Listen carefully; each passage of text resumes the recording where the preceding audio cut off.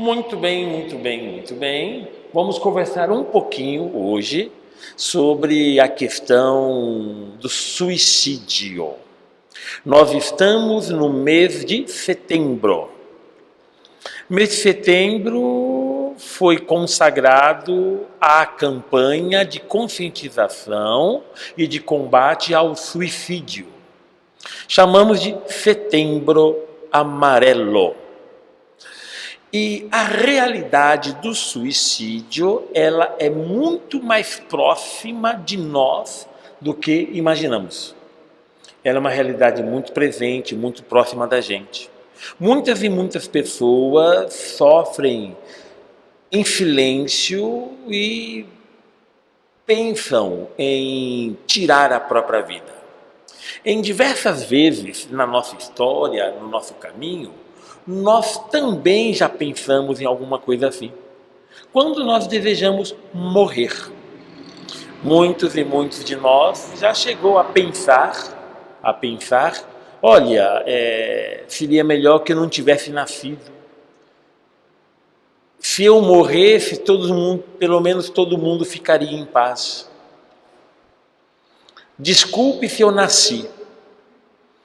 E entre tantas e tantas falas, pensamentos, a ideia suicida, ela vai se fazendo presente, tá? Então, geralmente, a ideação suicida, as ideias de suicídios, elas se apresentam a nós muito mais forte quando menos temos o sentido da vida. Então, quanto menos sentido da vida, mais a possibilidade de termos ideias suicidas. Só que o suicídio, essa questão que está muitas vezes perto da gente, o suicídio, ele é uma realidade que é tão presente, mas também é tão desconhecida de todos nós. E o interessante é que todo mundo é mais ou menos um especialista no assunto, sem ter especialidade nenhuma. Muitas vezes nós temos discursos prontos em resposta às ideias suicidas, só que nós não sabemos o que se passa com a pessoa que pensa em praticar suicídio. Geralmente, quando eu e você temos alguma ideia, era melhor que eu tivesse morto. Geralmente, quando a gente tem esse tipo de fala, é porque nós estamos vivenciando alguma espécie de dor. Alguma espécie de dor, de vazio, de falta de sentido, que faz com que a gente pense, era melhor que eu tivesse morto. Se é assim na normalidade da vida, quando uma pessoa tem ideias suicidas, desejo suicida, essa pessoa está com toda certeza vivenciando uma dor profunda. A ideia do suicídio está ligada diretamente ao vazio e à dor profunda. Quando nós enfrentamos a nossa dor, a gente sabe o que ela significa. Mas quando a dor está no corpo, no coração do outro, aí já nós não sabemos muito bem o que ela significa. Mas ainda assim, a nossa língua está pronta para disparar na busca de tentar impedir com que o outro pense nessa possibilidade. Então, minha gente, primeira coisa, o que é o suicídio, né? E qual seria uma definição para isso? Suicídio é a morte intencional de si mesmo. Morte intencional, né, de si mesmo. É um ato complexo, influenciado por fatores como doenças mentais, problemas sociais e de saúde, crises pessoais, abuso de substância, além de histórico familiar de suicídio, isto é, fatores genéticos. Fatores genéticos. Tá? Então, já de cara dizer para vocês, olha, a ideia, o suicídio é uma realidade complexa, cheio de fatores que o envolvem. Então, o que acontece? Geralmente, a nossa resposta para aquela pessoa que está pensando ou tentando praticar o suicídio são respostas simplistas. Só que o suicídio é um problema complexo. E aí, olha a fórmula. A pessoa está vivenciando um problema complexo, mas a minha resposta é uma resposta simplista. E aí vamos dar os exemplos das nossas clássicas respostas. Olha, estou vivenciando uma dor profunda, sinto que minha vida não faz sentido, estou sentindo vazio, uma dor muito forte, eu estou pensando em tirar a minha própria vida porque eu não sirvo para nada, porque nada faz sentido, porque uma dor está tomando conta de mim por dentro. Aí vem o sábio falar a resposta. É que você não está rezando. Então, olha lá. Um problema tão complexo que envolve doença mental, problemas sociais, problemas de saúde, crises pessoais, abuso de substância, histórico familiar, características genéticas. E a nossa resposta é uma coisinha desse tamanho, como se fosse uma coisa mágica. E a partir disso, eu espero que a pessoa resolva o seu problema. Então, lembrar, problemas complexos, adivinha? Soluções complexas. Então a gente tem que tomar cuidado com essa tentação de dar respostas simples para problemas muito complexos. Então nós temos que tomar muito cuidado com o simplismo, com respostas simples para essa realidade. E qual a motivação que está por trás, as motivações por trás da ideação do desejo de tirar a própria vida? As motivações variam, mas geralmente envolvem o quê? Sofrimento psicológico intenso, desesperança e a crença de que a morte é a única solução para problemas insolúveis. Então, geralmente o que está por trás da ideia suicida é um baita de um sofrimento. E esse sofrimento se dá de forma física, psicológica, existencial, espiritual. Então, é um sofrimento tão grande que invade as diversas áreas da vida da pessoa. E aí, a pessoa ela tem como ideia de que, diante de problema tão grande e sem solução, a morte é a melhor solução. A morte é a melhor solução. Ou melhor, a única possível para eliminar a dor que a pessoa está sentindo. Então, toda vez que você lidar com alguma pessoa que está pensando, desejando tirar a própria vida, você está diante de uma pessoa com um sofrimento extremo. Agora, o fato de eu achar que o sofrimento é pequeno, não significa que o sofrimento da pessoa é pequeno, é grande o sofrimento. É grande. Recentemente, uma pessoa, ela mandou para dentro um vidrinho de Rivotril. Mandou para dentro, tentando tirar a própria vida. Acharam a pessoa caída, fizeram lá os procedimentos de lavagem intestinal e outras coisas mais, né? E ali a pessoa, ela não morreu. O familiar direto dessa pessoa disse, ela tem que parar com essa frescura.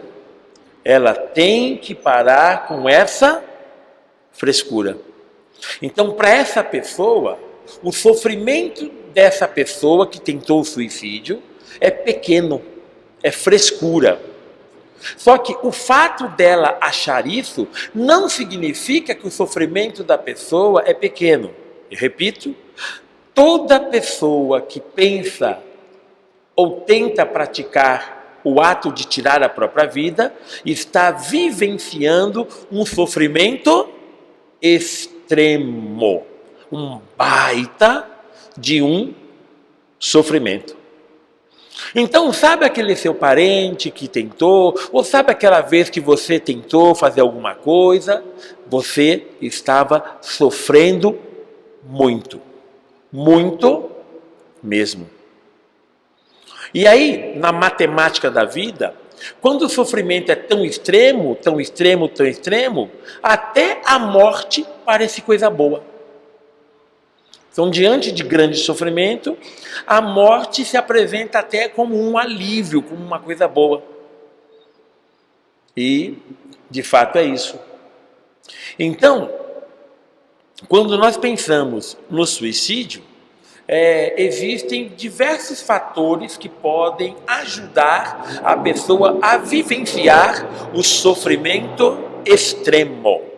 Diversas pessoas podem, então, vivenciar sofrimento extremo. Ô, Frei, a letra está muito pequena. Eu sei, tá bom? Eu sei. Eu vou aqui lendo com vocês, tá bom? E apontando a reflexão, tá bom? Então, é importante lembrar que o suicídio é um problema complexo e multifatorial. Então, sempre nós vamos bater nessa tecla, tá bom? Suicídio é uma realidade complexa. E por que vamos repetir isso milhões de vezes? Porque as pessoas dão respostas simplistas para esses problemas. Então, exatamente isso. As respostas não podem ser simplistas, porque a realidade é complexa. Os problemas têm muitos fatores. Vários fatores podem contribuir para o risco de uma pessoa ter pensamentos suicidas ou tentar tirar a própria vida. Então vamos ver alguns desses fatores de risco. Transtornos mentais. Entre eles, depressão. A depressão vocês conhecem pessoas que já enfrentam depressão, pode ser que um ou outro de vocês enfrentam depressão. Eu tenho experiência pessoal com depressão. Então, a depressão, ela é hoje um dos fatores mais presentes geradores da ideação, da ideia de suicídio. Porque quando vamos vivenciando a depressão por um longo tempo, tudo começa a perder o sentido. Tudo começa a perder o sentido.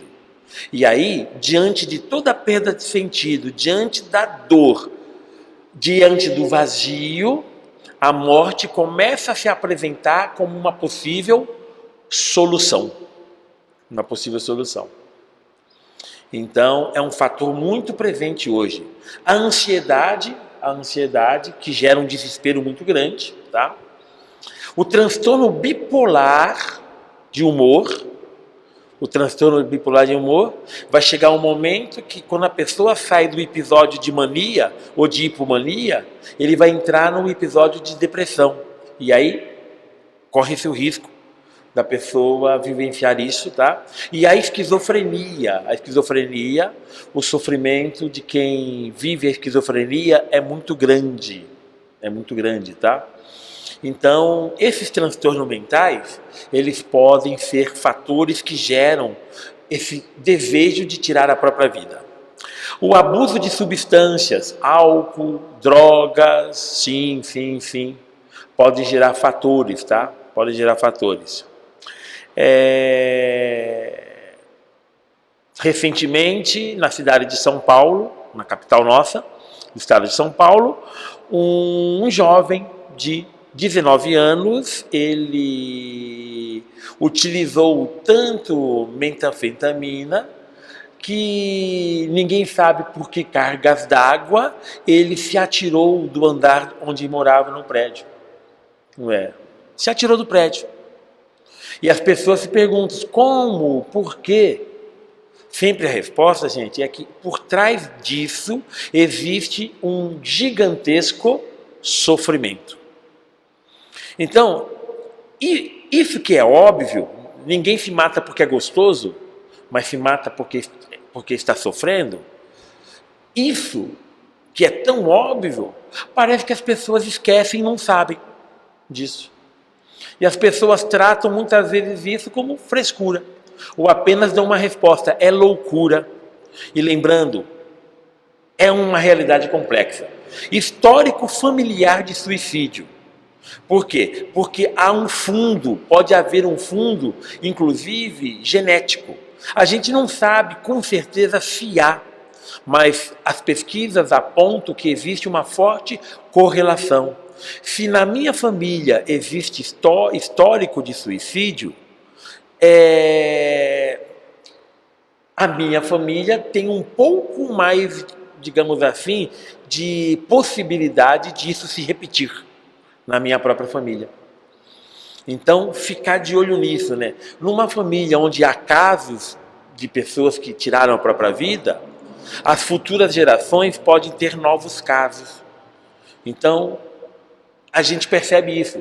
As estatísticas apontam para isso, que aonde houve suicídio, pode haver novos suicídios na mesma família, nas gerações futuras, né? Então desconfia-se que há um certo fio condutor genético, isto é, hereditário, na questão. Então temos de ficar de olho nisso também. Isolamento social e falta de apoio social. Sim.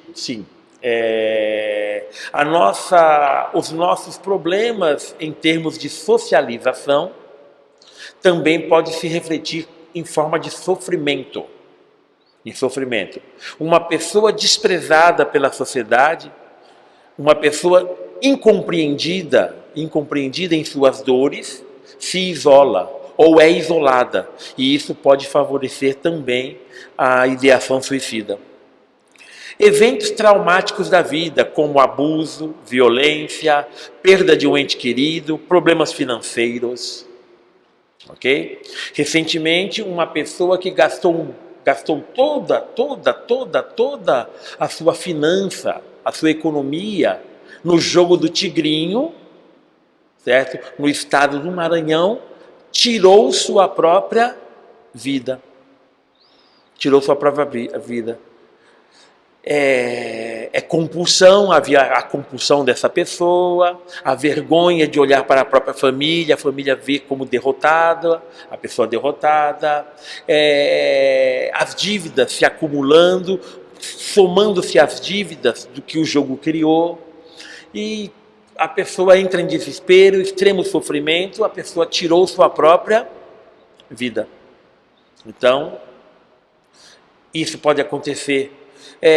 Uma pessoa que foi abusada sexualmente e que isso causou um trauma muito profundo na pessoa, e esse trauma vai repetindo o sofrimento, e a cada situação de abuso a pessoa vai sofrendo cada vez mais.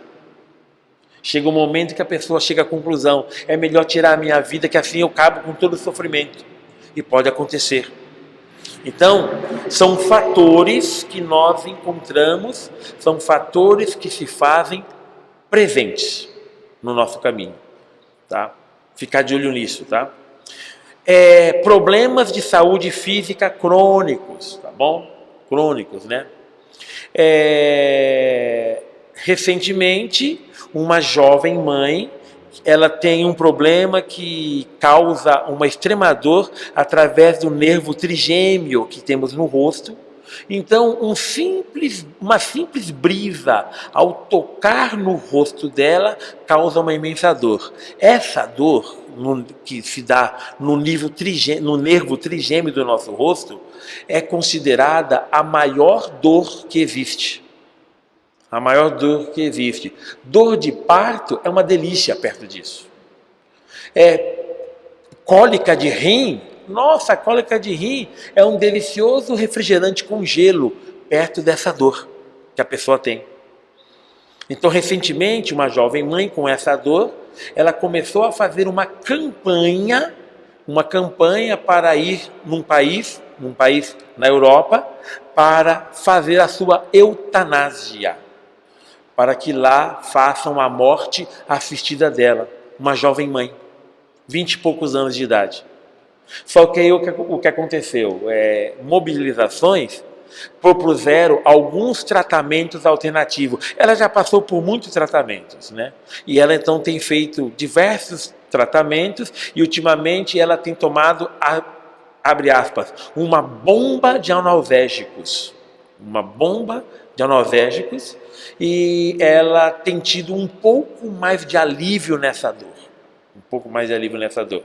Mas é um sofrimento muito grande. Então, problemas de saúde física crônicos também geram isso.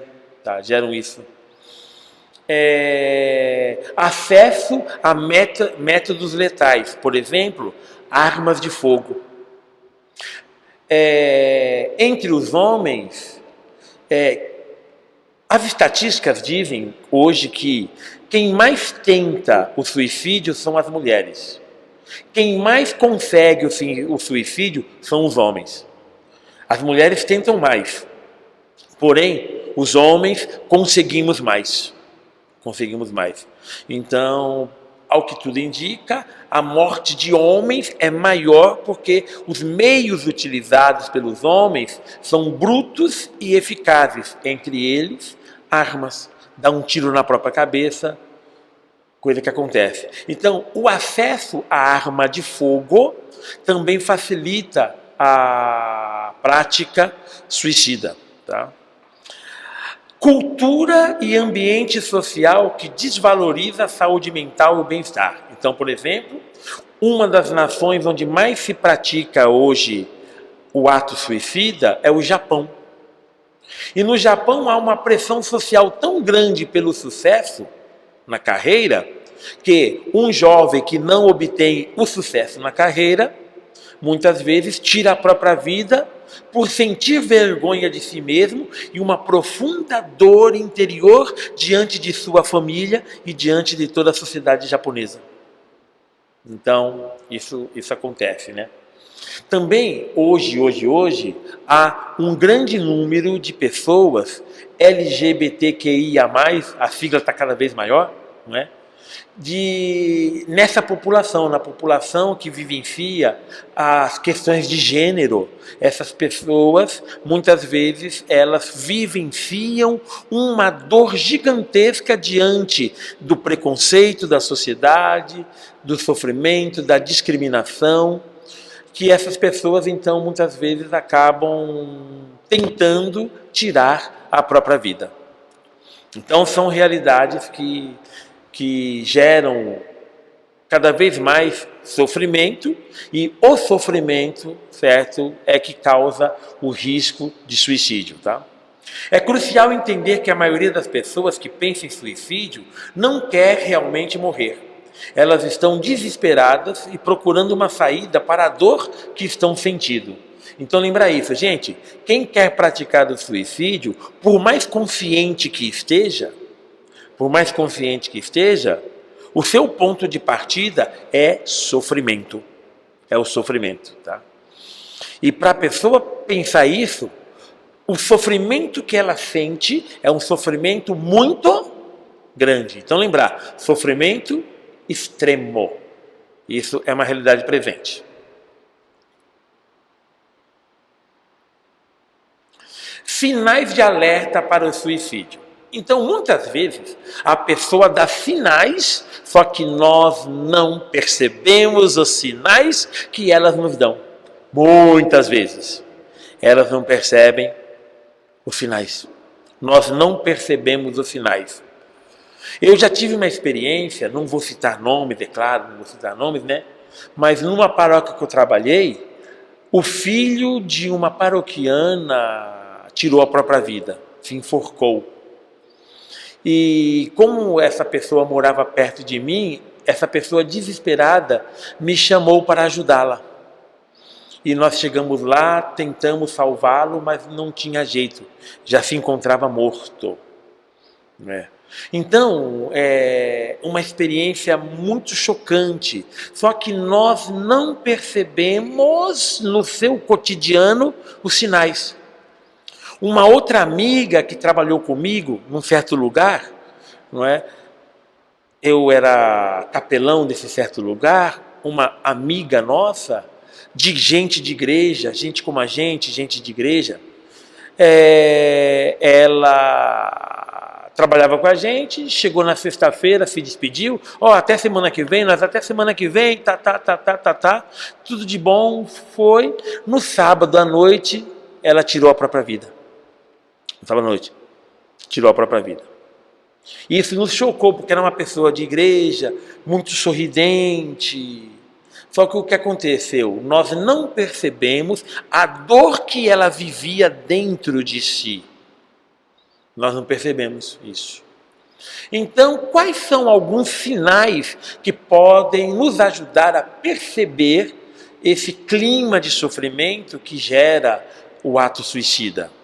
Então, uma das coisas que a gente percebe são as mudanças de comportamento.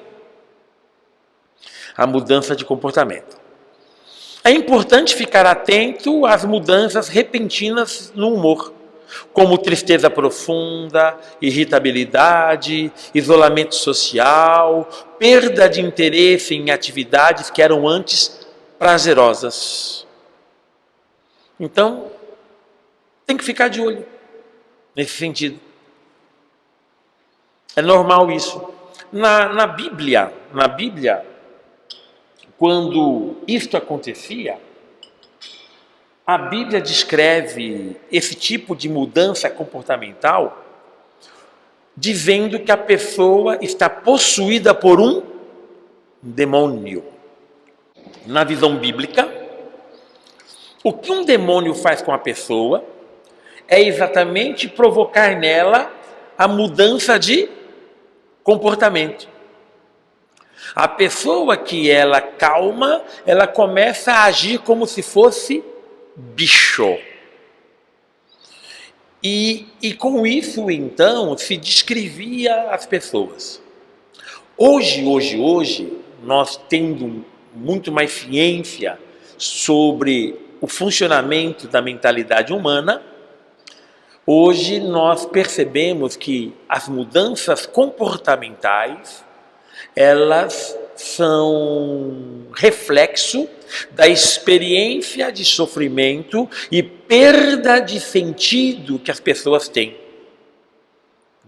Então, isso é muito presente. Tá?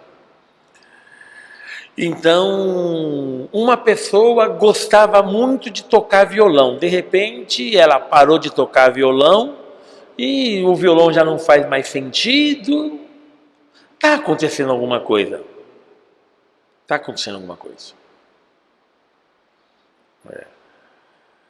E isso em tudo na vida. As pessoas mais próximas são as mais capazes de perceber. Mas por causa da proximidade, são as que menos percebem. Então, ficar de olho nas mudanças comportamentais, tá?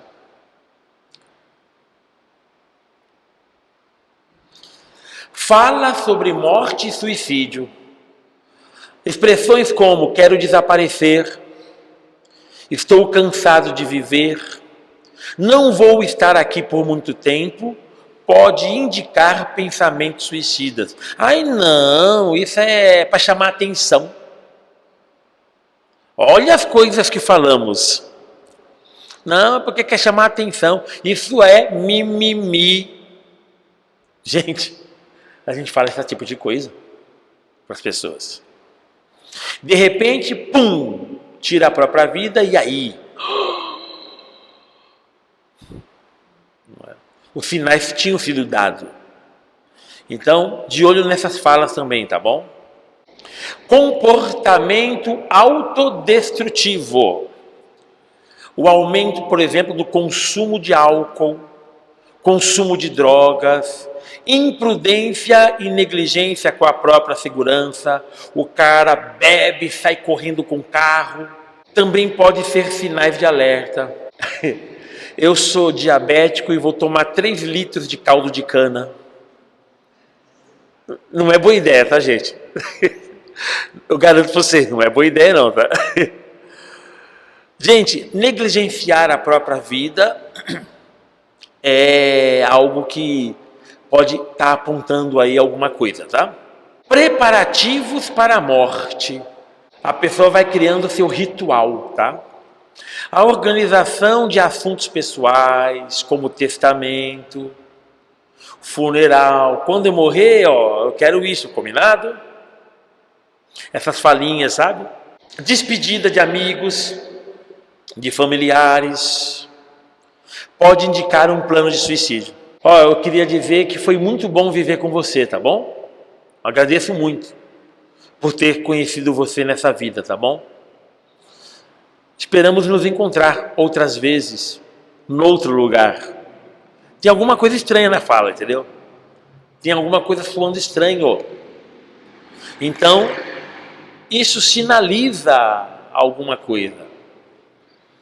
Há tempos atrás, uma amiga falava assim para mim: olha, tirar a própria vida, a pessoa vai para o inferno mesmo? Ó, a pergunta que a pessoa estava me fazendo. Tirar a própria vida, a pessoa vai para o inferno mesmo? Ela queria saber isso de mim. E aí eu falei para ela: olha, geralmente quem tira a própria vida é por causa da dor. Por causa da dor. Se a pessoa não tivesse vivenciando essa dor, esse vazio profundo na existência, essa total perda do sentido da vida, a pessoa não faria isso. E Deus sabe o que se passa dentro da pessoa. Então não vou mentir para você. A pessoa que tira a própria vida, ela está diante de uma dor que não tem controle. E Deus sabe disso. Então Deus não vai julgar essa pessoa como se ela não tivesse dor. Essa pessoa está cheia de dor. Então, numa resposta, não. Assim não vai para o inferno. Aí a pessoa ficou olhando assim para minha cara. Só que, geralmente, quem faz isso é porque perdeu o sentido. E se ela fizer um caminho de busca de sentido, apesar de tamanhas dores, pode ser que ela encontre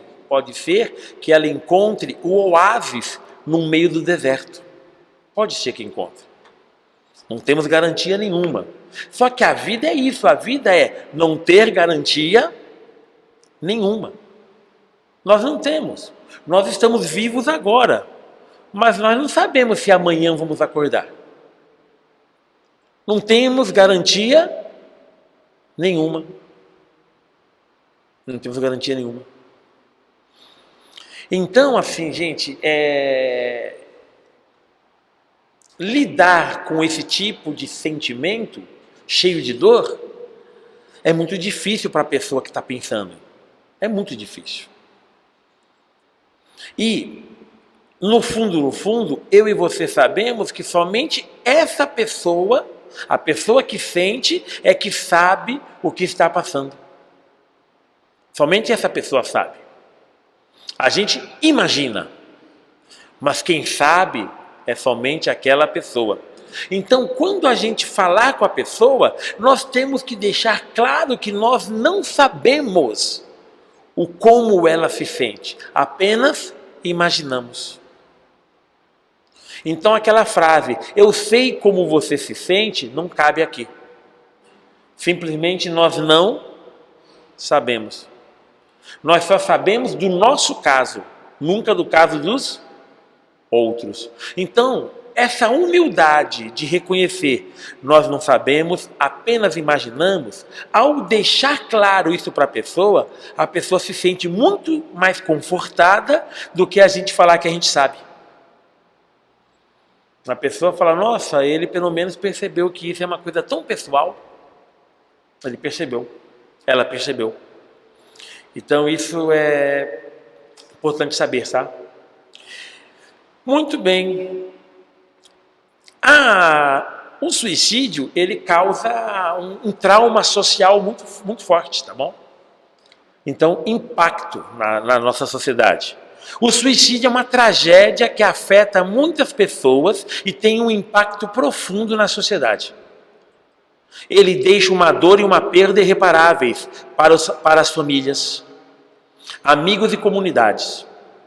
Além do sofrimento emocional, há também um custo social e econômico significativo. É importante lembrar que o suicídio é um problema de saúde pública e que todos podemos fazer nossa parte para ajudar a prevenir. Então, primeiro recado para nós. Se você estiver lutando com pensamentos suicidas, procure ajuda profissional.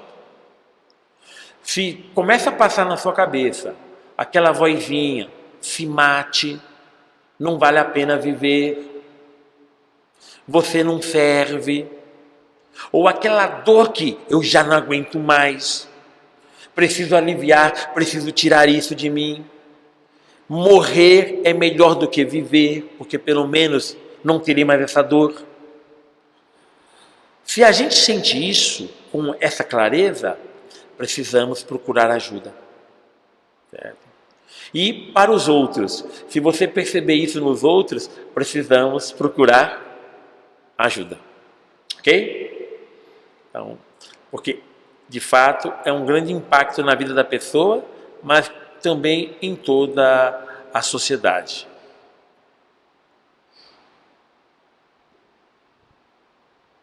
Mitos e verdades sobre o suicídio. Vamos lá então. Vamos pegar aqui, ó. Então aqui, ó. Vamos ver então aqui. Suicídio é um ato de covardia. Isso é um mito. Isso é um mito, tá? É importante lembrar que o suicídio não é uma escolha fácil e que a pessoa que se suicida está sofrendo muito. Então não é um ato de covardia. Só que veja, nesta cabeça, muitas vezes, está a ideia que é. A pessoa está fugindo dos seus problemas, está fugindo de sua vida. É porque eu não estou sentindo a dor dela, porque se eu sentisse a dor dela, eu falaria, não é não. Gente, o espinho na pata do outro dói menos do que o espinho na nossa própria patinha. Então, isso que pega. Falar sobre o suicídio aumenta o risco. Isso também é um mito. Isso também é um mito. Pelo contrário, falar sobre suicídio pode ajudar a pessoa que está em risco, certo? E a torná-la mais propensa a procurar ajuda. Então, essa história de não vamos tocar no assunto, não funciona. Não funciona. Tá? É preciso a gente conversar sobre o assunto. Mas veja, falar sobre. Geralmente, quando nós damos aquelas respostas simplistas, nós estamos querendo cortar o assunto. Não falar sobre. Você precisa rezar mais. Estamos cortando o assunto. Para com isso. Você é muito importante. Pense no seu filho. Pense na sua família. Aí a pessoa, puxa vida, eu não sirvo para nada e mesmo se eu fizer isso para mim, eu vou estar fazendo mal para os outros também. Se eu fico, eu faço mal para os outros. Se eu vou embora, eu faço mal para os outros. Eu não sirvo nem para morrer. Gente, a experiência de quem sente, entendeu? A experiência. Então, geralmente, as respostas simplistas, elas servem não para falar sobre, mas para cortar o assunto. Muito bem. Pessoas que pensam em suicídio estão apenas querendo chamar a atenção. Está na cara que é também um mito. Tá bom? Suicídio é uma resposta a uma dor intensa e real, não um pedido de atenção. É essencial levar a sério qualquer sinal de sofrimento. Repito, O espinho na pata do outro dói menos do que na nossa própria patinha. Então, dói menos. Então, por isso, é normal, mas não é certo, minimizar a dor alheia. É porque ela não está na gente, porque se estivesse na gente, a gente valorizava a dor. E aí, as pessoas que se suicidam não procuram ajuda. Muitas pessoas que suicidam procuraram ajuda, mas não encontraram os recursos adequados ou não conseguiram obter apoio. Então, é isso. Geralmente a pessoa dá sinal e procura algum tipo de ajuda, mas nem sempre foi no lugar certo, ou com a pessoa certa, com um grupo certo, ou num momento certo. Às vezes estou desesperado, procuro lá um grupo de valorização da vida, chego lá, naquele dia não teve grupo. Eu saio desse lugar e vou para a ponte. Mas se naquele dia tivesse alguém lá no grupo, eu não iria para a ponte. Então às vezes acontece. Mas geralmente as pessoas procuram ajuda. Tá?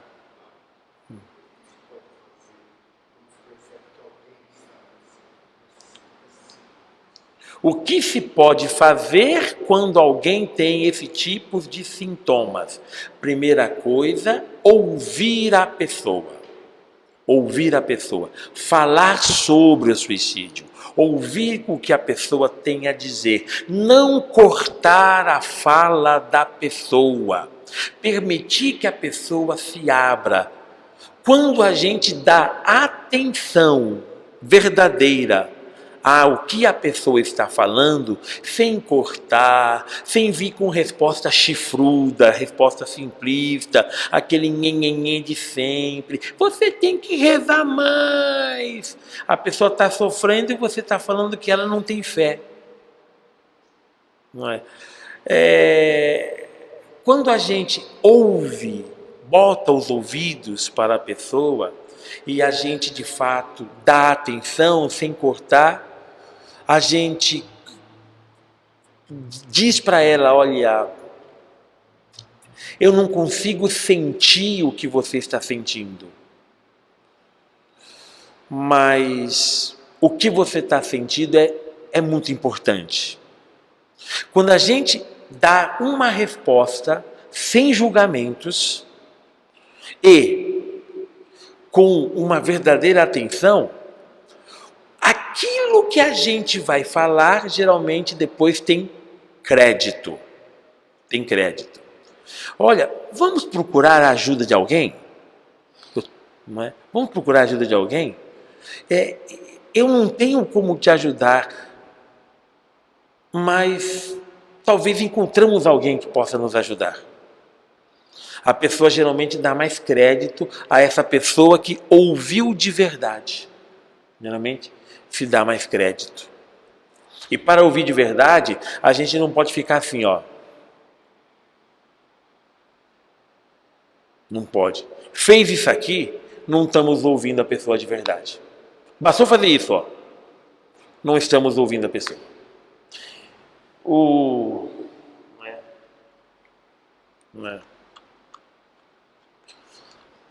Não estamos dando ouvido às pessoas. Então isso é fundamental. Um detalhe, quando você vai ouvir alguém que está em situação assim, vou dar uma dica, é uma dica prática, tá bom? É prática, não é uma dica científica, é uma dica prática, uma dica pastoral, falando como pastor, tá? Quando você vai conversar com a mulher, você fique de frente com ela. Vai conversar com a mulher, fique de frente com ela. Quando você for conversar com o homem, você sente ao lado dele.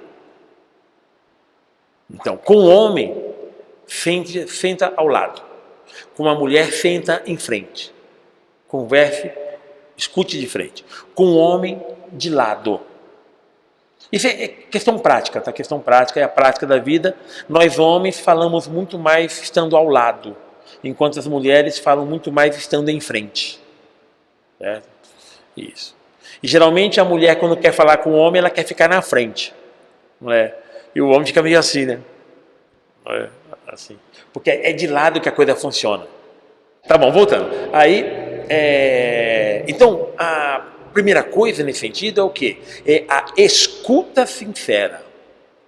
Isso, psicólogos, psiquiatras vão falar isso, só que nós temos o gabarito de Jesus. O que Jesus fazia? Ouvia o que as pessoas tinham a dizer. Só que, qual é a diferença? Jesus ouve, escuta de verdade. Ele escuta para valer, ele escuta de verdade. Chamem o cego, coragem, levanta-te, Jesus te chama. Vai lá, Bartimeu. Jesus pergunta para Bartimeu, o que você quer que eu faça? Ele escuta o que o cego quer falar. E o cego vai falando e o cego diz, eu quero ver de novo. Jesus escuta. Ele escuta o que nós temos a dizer. Quando ele está lá à beira do poço com a mulher samaritana, Jesus escuta o que a mulher samaritana tem a dizer. E Jesus pergunta para ela, Jesus fala para ela, vai chamar seu marido e volta aqui. Ela fala, não, eu não tenho marido. Jesus fala, você diz a verdade. E vai conversando. Você diz a verdade. Ele escuta o que essa mulher diz. Jesus escuta, Jesus sente a sede dela. Então, a grande regra é escutar. Escutar. E quando nós escutamos, nós abrimos as portas para a pessoa. Abrimos as portas. E aí, quando nós conversamos com elas, nós escutamos, elas nos darão mais ouvidos, porque a nossa escuta foi sincera. Só vão acreditar na sinceridade de nossas palavras se os nossos ouvidos também foram sinceros. Sem ouvidos sinceros, nossa palavra não será acolhida com sinceridade. Então, ouvir de verdade, sem cortar, sem vir com respostinha fácil, sem vir com nhenhenhen católico, de tem que rezar, se você rezar, você sai dessa. Não sai dessa só assim. Tem que ter ajuda. Os problemas são muito sérios. Por isso, vejam, quando Jesus ajudava as pessoas, Jesus também ajudava as pessoas a rezar. Mas sempre as respostas de Jesus não eram primeiramente falar para a pessoa rezar. Era o quê? Tocar a pessoa, tomar a pessoa pela mão, sacudir a pessoa, fazer barro com a saliva, passar barro nos olhos, tocar com a saliva a língua. Sempre Jesus fazia alguma coisa que ia além do simplesmente rezar.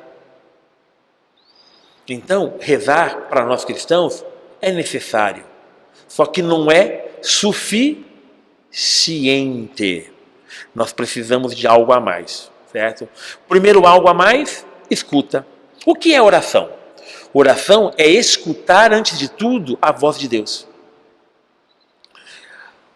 Com a situação do pensamento suicida, escutar também cura. Escutar também cura. Escutar é um ato que a gente aprende na oração. E Maria guardava todas essas coisas no silêncio do seu coração. Ela escutava e guardava no silêncio do coração. Então, a escuta é terapêutica, a escuta é orante, a escuta é libertadora. Então, regra básica, escutar as pessoas. Escutar as pessoas.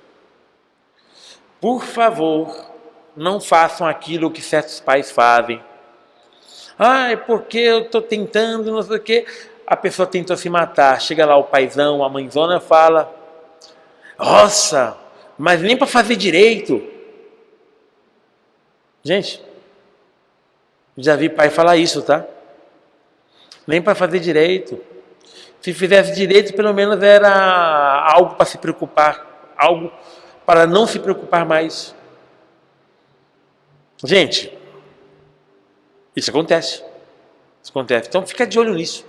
Então, escutar, não dar uma palavra negativa,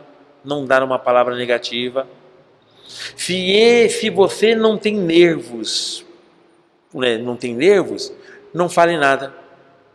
Não fale nada. A pessoa que não tem nervos, ela vai falar alguma bobagem. Ela vai falar alguma coisa que não vai ser legal. Não vai ser legal. Da próxima vez, vê se acerta. Usa um revólver que é mais fácil. Coisa que se fala. Coisa que se fala. Então, fica bem de olho nesse sentido aí. Então, basicamente, Paulino, é a questão mesmo da escuta e da palavra correta, não da palavra atravessada, que tantos dão aí. Prevenção ao suicídio. Né?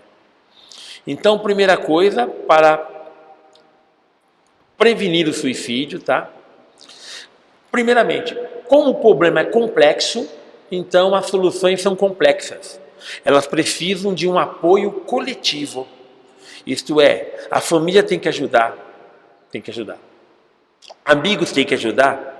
Tem que ajudar. Se é de igreja, a igreja tem que ajudar. Tem que ajudar. Profissionais têm que ajudar. Então, prevenir é um esforço coletivo, tá? A gente precisa agir com cuidado e atenção, tanto para a gente mesmo, quanto para quem está ao nosso redor. Então, primeira coisa aí, lembrando lá, reconhecer os sinais. É essencial saber os sinais de alerta do suicídio para poder ajudar. Então, aquilo lá, a pessoa está com tristeza profunda e na tristeza é melhor morrer do que viver. Minha vida já não faz sentido. Então, tem ali sinais. Tem ali sinais. Sumiu o remédio, sumiu o meu remédio de tarja preta. Sumiu lá, sumiu. Sumiu o meu Rivotril. Sumiu ali o meu remedinho. Opa, o que está acontecendo? Não é? Prestar atenção nisso. A pessoa começa a um certo culto da morte. Do nada. Opa, que coisa estranha é essa? Então, perceber as mudanças, os sinais, é fundamental. Segundo, oferecer apoio. Demonstrar compaixão e oferecer apoio é fundamental. Eu sempre gosto de lembrar, já falei para vocês várias vezes, compaixão é paixão com a pessoa. Paixão vem da palavra grega, patia, que significa sofrimento. Então, ter compaixão é se esforçar por sentir o sofrimento do outro. Então, isso que é ter compaixão. É tentar compreender o sofrimento do outro. Nós não vamos entender o que o outro está sofrendo. Nós não vamos sentir o que o outro está sentindo. Mas nós vamos nos esforçar por compreender o que ele está sentindo. Então, isso é compaixão. Então, demonstrar compaixão e oferecer apoio é fundamental. Olha, você quer procurar ajuda? Eu vou com você lá. Eu vou com você conversar com o psicólogo. Eu vou com você conversar com o padre. Eu vou com você conversar com o psiquiatra. Eu vou com você conversar com a sua família. Você quer ajuda? Então, oferecer esse tipo de apoio. Eu estou com você, eu vou com você. Eu estarei do seu lado. Isso é o apoio. Isso é o apoio, tá? Empatia, patia, paixão, entendeu? É a mesma palavra. Então, compaixão, eu sinto o sofrimento do outro. Empatia, eu sinto o sofrimento do outro. Então, empatia e compaixão, mesma palavra, mesmas raízes, tá? Nesse sentido. Então, isso que é o que está por trás aqui. Buscar ajuda profissional. Em caso de necessidade, procure um profissional de saúde mental. Psicólogo, psiquiatra. Então, temos que dar um jeitinho aí de dar uma conversada. Um psicanalista. Então, temos que dar uma conversada aí. É importante, tá? Promover a saúde mental. Cuidar da saúde mental é essencial para a prevenção. Então, promover a saúde mental. E como se promove a saúde mental? Saúde mental e saúde física, elas caminham juntas, tá? Caminham juntas. Mas promover a saúde mental, por exemplo, terapia. Terapia ajuda a promover saúde mental. Boas leituras ajudam a promover saúde mental. Cultivo da espiritualidade. Cultivar a espiritualidade ajuda a promover a saúde mental. Então, há recursos que a gente pode oferecer nesse sentido, tá?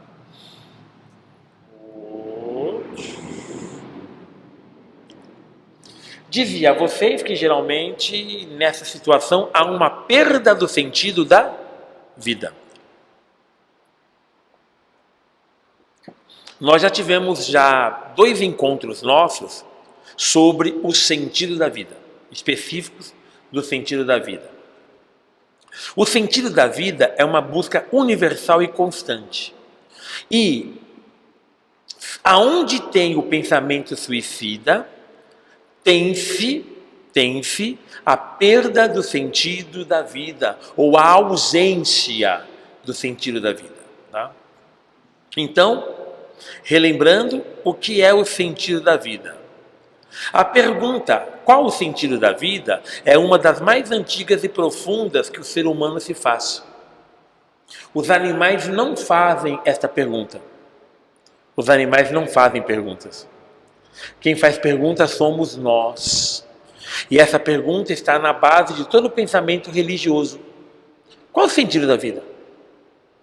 Então, mas também não só faz parte do pensamento, do sentido religioso, da experiência religiosa, mas também de toda experiência filosófica também se faz. Qual o sentido da vida? O porquê eu estou aqui? Essa pergunta, ela está presente, tá?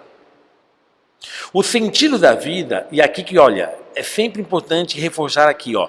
O sentido da vida é único para cada pessoa e pode mudar ao longo da vida. Então, o que é sentido da minha vida não é para você. Não é, pode ter semelhança, mas tem diferença. O que é sentido da vida para você não é para mim. Pode ser semelhante, mas tem diferença. O sentido da vida, ele é único, ele é pessoal, porque ele depende das circunstâncias, da mentalidade, da cultura, das nossas experiências, dos nossos contatos familiares, das nossas alegrias, tristezas, decepções, frustrações, conquistas. Depende de todas essas coisas. Então, o sentido da vida é pessoal. É pessoal. Então, o que exige uma busca pessoal. Uma busca pessoal. Conexões e propósitos. O sentido da vida pode estar ligado a valores, relacionamentos, contribuições para o mundo. Então, valores. Então, por exemplo, os valores cristãos, os valores que Jesus nos transmitem, podem estabelecer sentido para a nossa vida. Relacionamentos. Oh, minha amada, ela é o sentido da minha vida.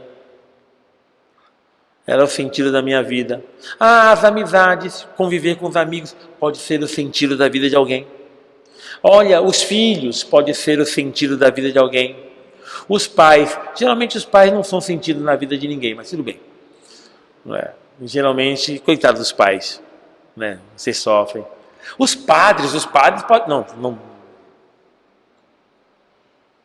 Cada um, então, tem o seu jeito de vivenciar o sentido da vida.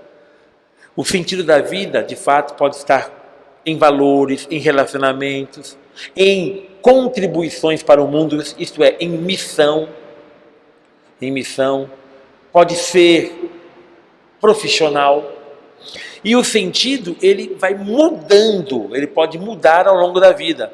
Então, por exemplo, o meu sentido da minha vida é o meu trabalho. Eu me aposentei, e agora?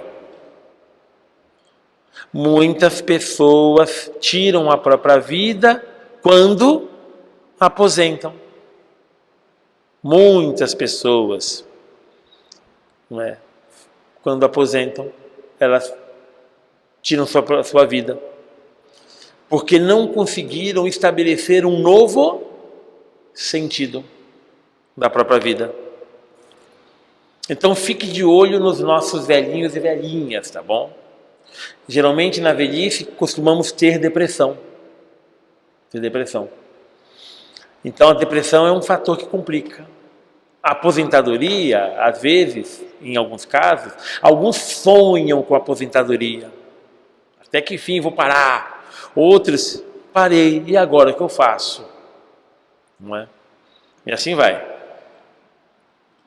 Ficar de olho, tá?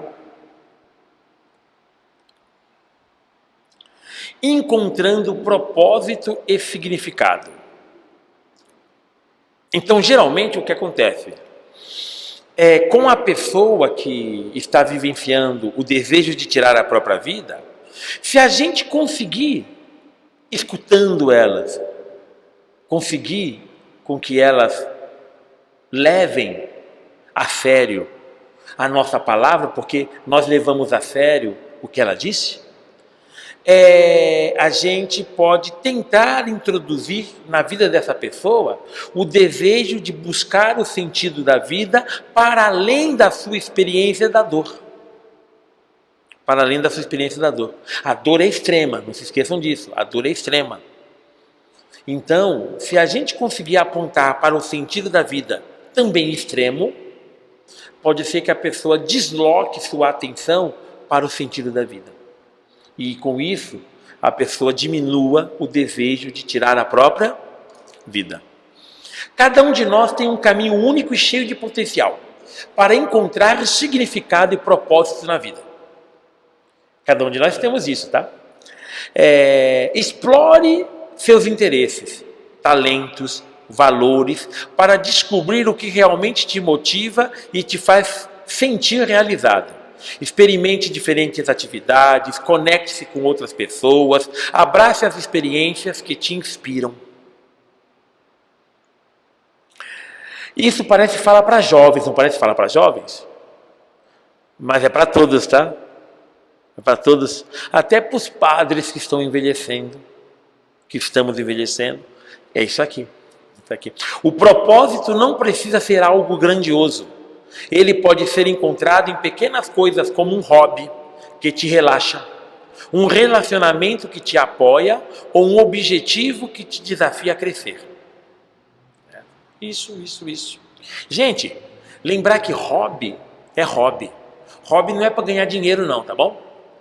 Quando a gente começa a ganhar dinheiro com o hobby, é porque o hobby deixou de ser hobby e virou trabalho. Hobby é uma coisa, trabalho é outra. Hobby é algo que a gente gosta. E a gente só faz porque a gente gosta. Então isso é o hobby. Tá? Então ficar de olho nisso, é bom descobrir hobbies. Tá? E hobby é exatamente aquilo que a gente gosta de fazer. E o que a gente ganha em troca do hobby? Nada. A gente só faz porque a gente gosta de fazer. Então isso é legal na experiência do hobby, tá?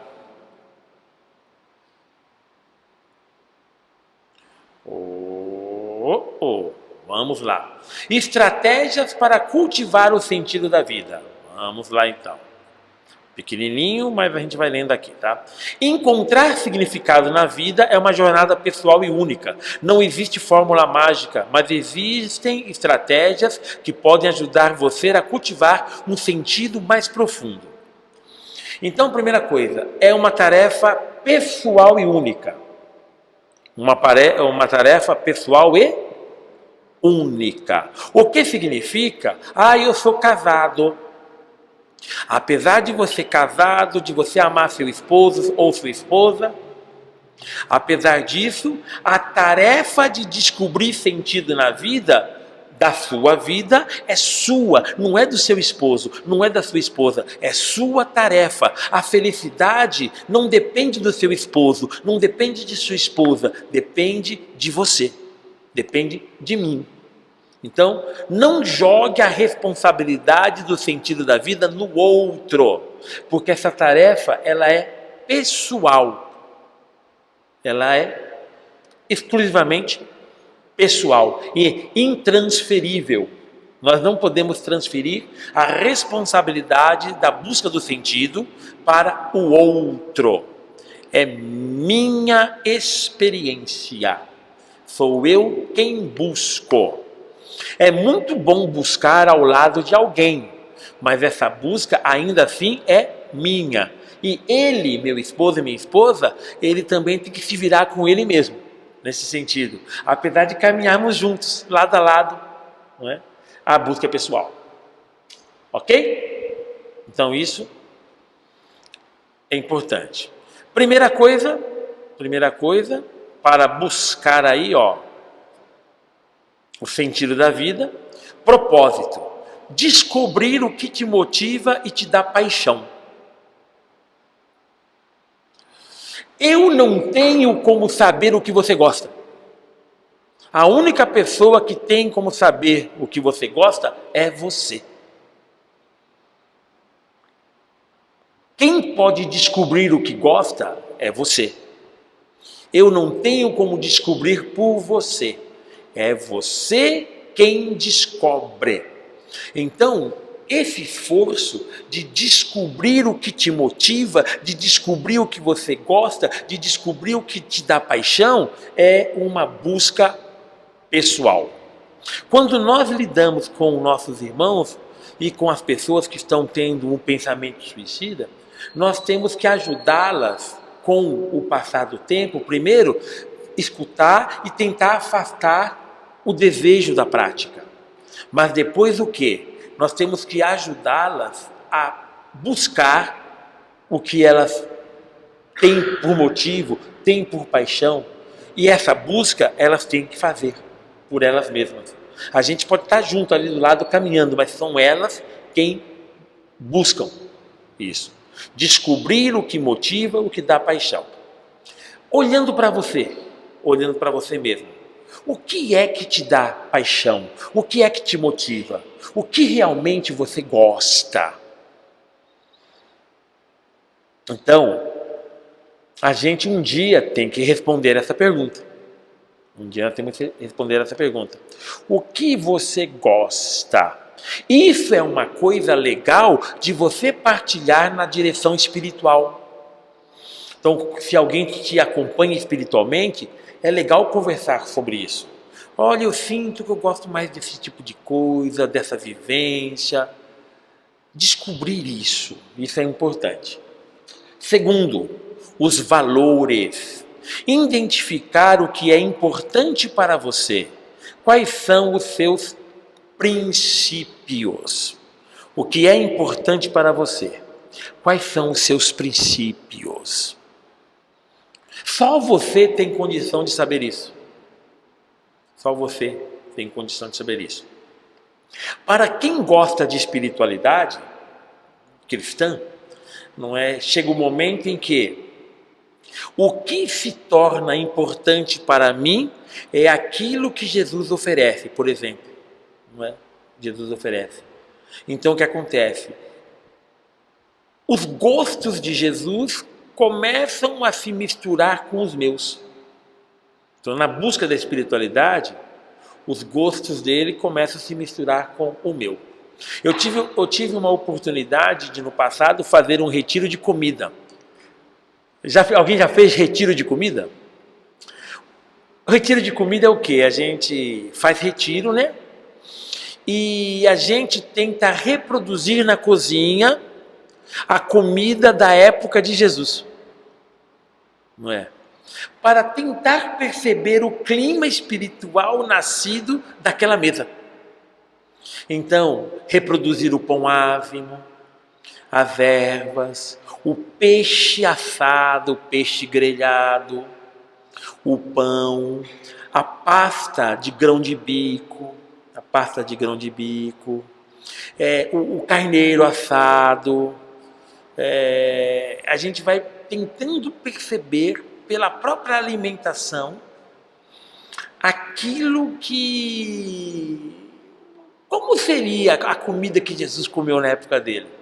Do que Jesus gostava de comer? Uma coisa eu sei, peixe. Jesus gostava de peixe. Tanto é que na ressurreição foi um pedaço de peixe que ele passou para o bucho. Já ressuscitado. Gostava de peixe. Ele gostava. Gostava de vinho. exemplos de vinho, transformar água em vinho. Jesus gostava de vinho. O vinho é um elemento que Jesus gostava. E Jesus falava, olha, depois daqui, só no reino de Deus é que vou voltar com vocês a beber o fruto da videira. Jesus gosta do fruto da videira. Então, foi um retiro muito legal, esse retiro que nós fizemos, né? Mas dizer para vocês que na busca da espiritualidade, nós vamos ter que identificar o quê? O que é importante para nós. Quais são os nossos princípios? E quem vai crescendo na espiritualidade, os princípios e valores de Jesus vão se misturando com os nossos princípios e valores. É muito legal isso. Conexões. Cultivar relacionamentos significativos que te apoiam. E aí um problema. Eu quero encontrar o sentido da vida, mas a pessoa do meu lado me puxa para baixo, como que eu faço? É um problema. Eu preciso então ter relacionamentos que me ajudem a crescer. Me ajuda a crescer. Olha, eu estou com a minha namorada, eu estou com a minha esposa. E eu e minha esposa vamos crescer juntos. Mas a minha esposa, ela tem uma predileção especial pelo uso de crack. Fica difícil. Os círculos de amizade são pessoas dominadas pelo uso de crack. Fica mais difícil. O meu melhor amigo é dono de boca de fumo. Fica mais difícil. Então o que acontece? Os meus relacionamentos, eles podem ajudar ou atrapalhar. Então, na busca do sentido da vida, bons relacionamentos ajudam a gente a encontrar, sim, o sentido da vida. Contribuição. Encontrar maneiras de fazer a diferença no mundo. Ser útil para transformar o mundo. Desejar transformar o mundo. Crer que o mundo precisa melhorar, isso não precisamos, porque sabemos disso. Mas crer que o mundo pode ser melhor. Então isso também ajuda a buscarmos e encontrarmos o sentido da vida. Então aqui, olha, a regra que a gente coloca aqui embaixo é assim, olha. Comece refletindo sobre seus valores e paixões. Explore diferentes áreas, atividades que te inspiram. Conecte-se com pessoas que compartilham seus valores e te motivam. Encontre maneiras de contribuir para o bem comum. Seja por meio de voluntariado, projetos pessoais ou ações simples no dia a dia. Então são formas de conectar. Isto é, uma pessoa que está vivenciando extrema dor, e essa extrema dor minou o sentido de sua vida, essa pessoa, ela precisa de novas conexões para que sua vida também tenha sentido. Não é? Então é fundamental. Eu estou deprimido, estou triste, e aí eu vou parar na boca de fumo, não vou melhorar. Alguém dominado pela depressão vai unir a depressão com a boca de fumo? Que fórmula é essa? Vai dar coisa boa? Não vai. Vai dar problema. Então, as conexões são fundamentais. Uma forma da gente ajudar quem está mal é exatamente ajudá-los a ter novas conexões. Conexões boas. Isso é importante. Resiliência e superação de desafios. Muito bem. Isso vale para todos nós, para todos os casos, tá? Aceitar a mudança. A vida é cheia de altos e baixos. Enfrentar desafios é parte do crescimento. Permita-se sentir a dor, mas não se deixe abater. Então, aceitar a mudança. As coisas mudam, as pessoas mudam, as situações mudam. Eu estava contando para algumas pessoas aqui na igreja, nessa semana que passou, eu acordei, cuidei das gatas em casa, das gatinhas. Lavei o rosto, escovei os dentes, bonitinho. Peguei, coloquei a meia, coloquei os sapatos, coloquei a camisa e fui saindo. Quando eu pus assim a mão na maçaneta e rodei a chave da porta, e minhas calças? Cadê minhas calças? Gente, eu ia vir para a igreja sem calça. Não é? Aí eu, não estou legal, vamos voltar. O próprio envelhecimento traz na nossa vida o quê? Mudanças. Mudanças. Temos que aceitar as mudanças. Eu ser um idoso, mas tentando agir como adolescente, não vai resolver o problema. Eu preciso aceitar as mudanças para viver bem. Para viver bem. Então, enfrentar desafios é típico da vida humana. E os desafios de um idoso é diferente de um jovem. Há mudanças. E nós temos que aceitar as mudanças que temos. Faz parte do processo. Segundo, adotar uma perspectiva positiva. Aqui não é ter positividade tóxica. A pessoa sempre tem uma resposta positivinha para tudo. A gente está lá no barco, o barco está afundando, já estamos só com o pescocinho fora da água, e a pessoa fala, bem, pelo menos né, nós estamos agora sem calor, né? Não vamos ter tanta positividade assim, né? Aqui adotar uma perspectiva positiva. Em vez de focar no negativo, procurar o lado bom das situações. A positividade atrai mais oportunidades e sim, supera a separação. Olha, vai duas pessoas para disputar uma mesma vaga de emprego. Um está com uma baita cara azeda, o outro está com uma cara sorridente e segura. Nós sabemos o que vai acontecer. Não é? Sabemos. Então o que acontece?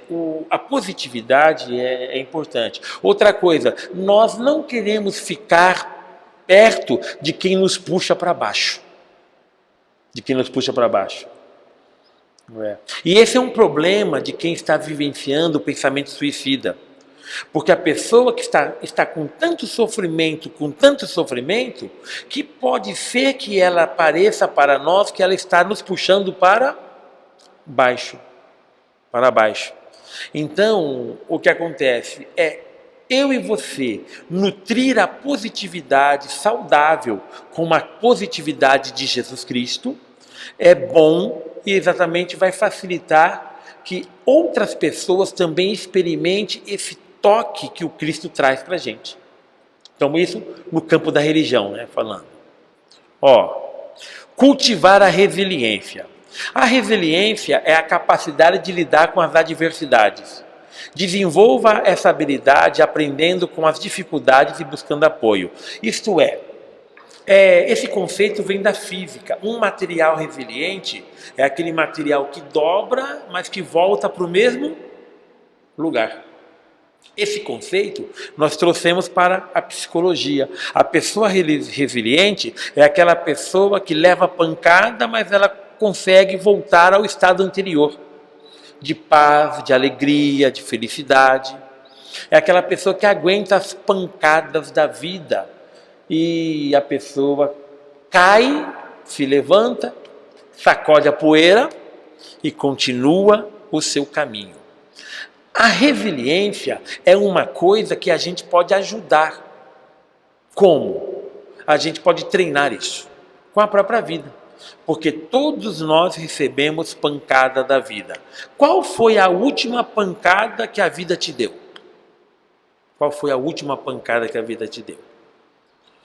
Estamos aqui hoje, felizes, sorridentes, e a gente assim, né?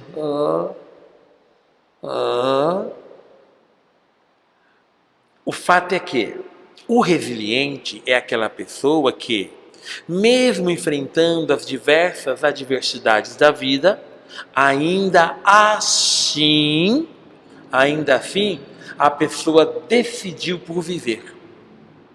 Então,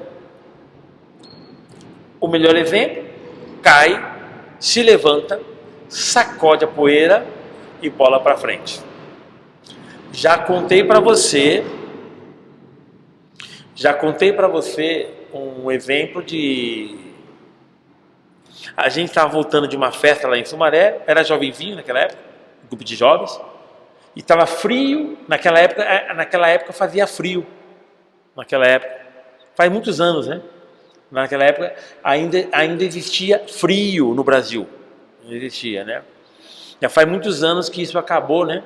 Então isso acabou, mas naquele tempo ainda existia frio. Então naquele tempo, faz muito tempo a gente usava blusa, naquele tempo, né? Assim faz tempo que a gente não, né? Mas naquele tempo usava-se blusa. Eu acho que eu vi algumas blusas no museu, acho que eu vi, mas tudo bem. Então naquele tempo a gente usava blusa, né? E naquele tempo eu estava usando uma jaqueta jeans. E a gente andando, né? Um céu bonito, céu de inverno é um céu bonito, né? Então, olhando para as estrelas e eu com as mãos no bolso. E a gente conversando e andando, né? E aí eu levei um capote. Dei lá um chutão lá numa pedra, era estradinha de terra, né? Dei um chutão, né? E aí eu fui caindo, eu fui tentando tirar as mãos do bolso da jaqueta. Mas não deu tempo de tirar a mão do bolso da jaqueta. Então a única coisa que eu fiz foi virar o rosto. Virar o rosto assim, e eu caí assim com o rosto por terra, né? E a poeira. Só que o problema é que, além dos meus amigos, tinha um monte de pessoa atrás. E todo mundo viu isso, não é? E todo mundo viu isso. E doeu. Consegui tirar as mãos tarde demais da jaqueta, levantei, sacudi a poeira e fui embora. Com a alma ferida, porém resiliente, firme. Conseguimos. A resiliência é algo para a gente treinar.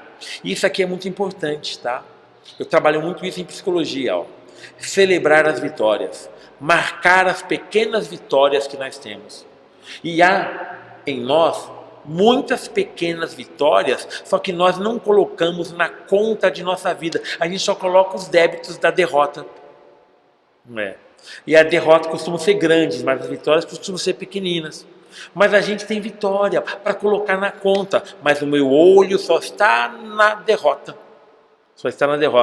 Então é preciso a gente celebrar as vitórias, reconheça e celebre seus sucessos. Cada passo dado, cada obstáculo superado merece ser comemorado. Uma pessoa dizia para mim, porque minha vida está assim, mas tudo bem, você teve alguma conquista? Ah, não, acho que não conquistei nada, assim. Certeza, você não fez algum curso, terminou alguma coisa? Não, eu fiz pedagogia, e eu terminei a pedagogia agora. Certo, você é uma mãe de família, tem tantos filhos, trabalha o dia inteiro, conseguiu fazer a faculdade de pedagogia, se formou, fez estágio, se formou, e você não tem nenhuma vitória? Percebe? A mulher com uma vida totalmente ocupada pelo trabalho, pelo cuidado da família, pelo cuidado dos filhos, tendo que estudar à noite, fim de semana fazendo trabalho, se matando, tendo que fazer estágio, e a pessoa conseguiu se formar. E isso depois de muitos anos, porque não é uma pessoa nova, é uma pessoa já experiente, com seus 50 e poucos anos de idade. Conseguiu fazer. E ela não colocou isso como vitória na sua conta. Como que uma pessoa não coloca isso como vitória na sua conta? Porque nós não estamos acostumados a celebrar nossas vitórias. Então isso precisa entrar na nossa vida. Porque isso faz parte de um caminho na busca do sentido da própria vida. Então é preciso. Com as pessoas que pensam também muitas vezes em se matar, quando a gente conseguir dar a volta por cima, nós temos que ajudá-las a celebrar suas vitórias. Então isso é muito importante, muito importante. Conexões sociais, tá? É importante ter aquele vínculo com amigos, com pessoas, com comunidades, com grupos, que propõem algo bom, propõem a vida, propõem bem-estar. Então nós precisamos disso, tá? Para quê? Fortalecimento emocional, bem-estar mental e crescimento pessoal. Então isso é importante para a gente. Cuidados com a saúde mental, certo? E aí, olha, aquilo que a gente busca no laboratório da alma, autoconhecimento.